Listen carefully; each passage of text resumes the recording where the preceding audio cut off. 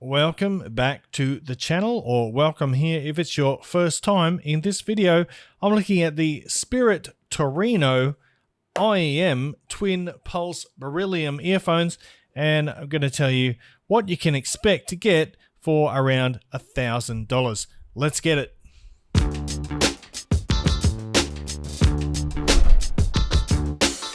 What's cracking, audio fans? It's David here from Prime Audio Reviews. So yeah, we've doing something a little bit different today, going higher end, around that €1,000 or $1,077 price point. Now inside, well, let's just show you what you get when you open the box. First of all, you get a lovely map of Turin. And I'm probably pronouncing that wrong. You can correct me in the comments if I'm saying it wrong, Turin or Turin. And that is a map of the local town. I assume that's got something to do with the name, maybe? I don't know. But anyway, whoopsie. When you open the box, first off, you see that. Quite lovely. And then here's the goods themselves in here. So right from the get-go, there's your IEMs. There is a cable. You actually get two cables, and I'll talk about that in a minute. You get 3 pairs of foam ear tips, 3 pairs of silicone, 1 pair of double flange silicone ear tips, and you get 3 sets of tuning filters. And I almost forgot to mention, you get a lovely high quality leather carrying case, including a fabric carrying pouch as well. So pretty good set of accessories, 6.35mm or 1/4 inch adapter in there, and a cleaning brush. So I mentioned you do get 2 cables. Now they are both the same except for the termination. One has a 3.5mm single-ended and the other is a 4.4mm balanced termination. So that's the cable. Pretty nice quality, silver-plated copper. You do have these memory wire ear hooks like that to help them stay in place, and that would be fine. That would be nice actually, except as you know, some of you might know, I do not like, I hate these angled connectors. I do wish they wouldn't do that. So it is a nice cable, but like I said, I hate these angled ear hooks, and I really wish they hadn't added memory wire and they had straight connectors, so you would have the option to wear them straight down, because as it stands, you have to wear these over ear. It's the only option that you get. And in my opinion, I think that's just a little bit of a misstep. I would have chosen a different cable setup, but that's just me. But let's have a look at these IEMs now, and they are quite stunning. If you are familiar with Spirit Torino headphones, you will immediately recognize the design, the aesthetic there, because this spiral-shaped outer face here is modeled from one of the brand's high-end headphones, and trust me, these go really high, their headphones. If you think $1,000 for these is expensive, I think some of the headphones are going for up to like $12,000 or something. Don't quote me on that, I could be wrong. But they are definitely very unique. So you got this bullet shape or bullet style shells. These discs on the outer part, the edges are somewhat sharp, so depending on how they fit in your ears, I found a couple of times they were digging into my ears and causing a bit of pain, but a bit of readjusting can take care of that. So there's 3 pairs of tuning filters in the box, and to change them out, you simply unscrew the nozzles there and they go in right like that. And basically these grey ones that I have installed, grey filters that I have installed, are the default balanced ones. Now there's a red filter which is basically plus 3 dB of bass, and a black one which is minus roughly 3 dB of bass as well. So you get a bit of tuning options there, customization. But I think these look fabulous. What do you think? Let me know down below. I'd like to hear your thoughts.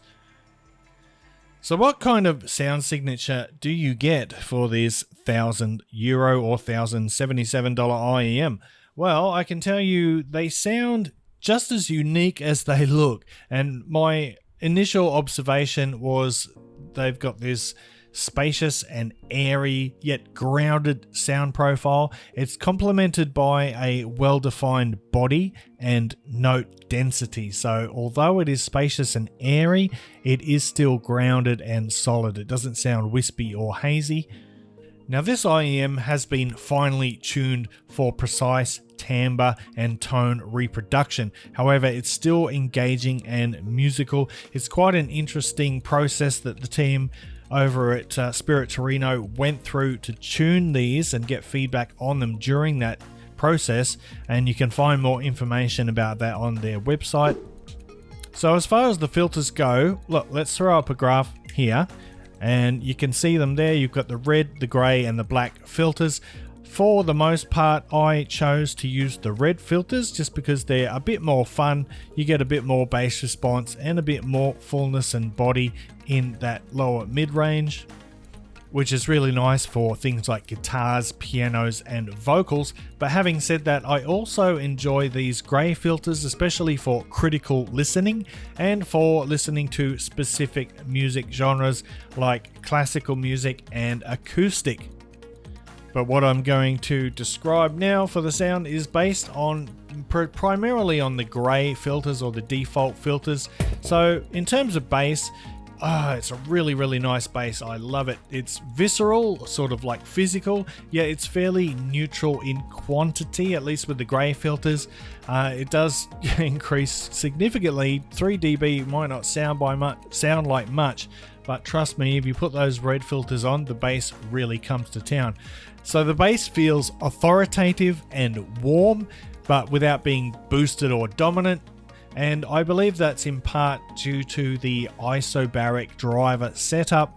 And anyway, it allows these IEMs to create a more complex and textured bass sound, and that adds quality and depth perception. And the bass response is really versatile. It adapts itself to the nuances of each recording, so it can range between something like tight and rapid to deep and resonant or sonorous. And with the red filters engaged, or with the red filters installed, even bass heads will probably find that level of bass quantity and physicality quite satisfying. But that excellent bass is one of my favorite things about the IEM Twin Pulse Beryllium. What a name, by the way. Now, in terms of mid-range, the mid-range is transparent, it's very textured, and it is highly resolving as well. It creates a nice clean space between instruments and vocals, which results in an overall high resolution of the utmost caliber. And meanwhile, the timbre is faithfully reproduced as well, preserving the authentic tonal signature of the source material. In other words, the timbre is very accurate. And this combination of textural allure and that timbral accuracy creates a mid-range that's not only pleasing to the ears, but is also sounds completely natural and lifelike. And one of the most outstanding aspects for me of this mid-range is the richness and depth and the texture, especially on things like electric guitars. The texture is just unbelievable. It's like you can reach out and actually feel the surface of the music just about. It's hard to explain unless you've heard something like it, but trust me, texture, mid-range, brilliant. Now for the treble, and the treble is characterized by a lifelike note weight and exceptional definition. But while it's the treble sort of is the least emphasized among the 3 core frequencies, so it's probably the least forward in regards or in relation to the bass and the mid-range. And while it may be the least emphasized, it has a high level of detail and a nice amount of airiness as well. Furthermore, the treble is very non-fatiguing. Even with those black filters, the treble filters in place, I wouldn't call it a sparkly treble as such, but it does have great clarity, it's got excellent resolution, and it's perfectly balanced with the bass and the mid-range, even though it sits slightly behind those. But it is definitely a nice smooth treble without any sibilance or sharpness. And then finally, the soundstage and technicalities. I'd say the soundstage dimensions are larger than average, They've got really nice width, depth, and height within the soundstage. Instrument separation is excellent, which enables that high level of resolution. And you can distinctly discern the spatial relationships between different elements in the mix thanks to some really strong imaging. So it's easy, very easy to picture where each sound is positioned within the soundstage. So that is the Spirit Torino IEM Twin Pulse Beryllium. And what do I think? Well, to sum up, I think I love these. I'll be honest, straight up, I love them. And that's not just because they're expensive. I know £1,000 or $1,000 is a lot of money, but trust me, these do really sound great.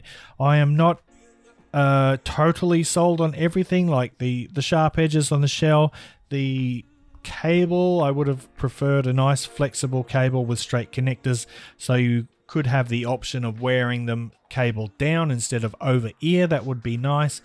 And I wish that some of the foam ear tips could be bigger for my big ass ear canals as well. But overall, look, I really love this. It's a very enjoyable IEM for music, for movies. It's great, also great for gaming because of that nice spacious soundstage and the excellent imaging.